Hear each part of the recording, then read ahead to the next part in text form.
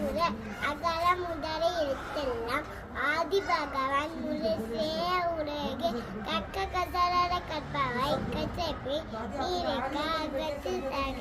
தீரால் சுட்டமும் உள்ளாரும் ஆறாதே நாவினால் சுட்டவடே செல்வத்து செல்வம் செவி செல்வம் அச்செல்வம் செல்வதோடு எல்லாம் தலை இன்னா செய்தாரே ஒருத்த அவன் நானே நுண்ணயம் செய்திருக்க வளர்விசையினால் மானடி சேர்ந்த இளமிசை நீர் வாழ்வார் அன்பிலாயெல்லாம் சமக்கூறிய அன்புடையல் என்போம் உரிய பிறகு இனியுலகாக இன்னாத கூற கண்ணீர்ப்ப காய் கவர்ந்தட்டு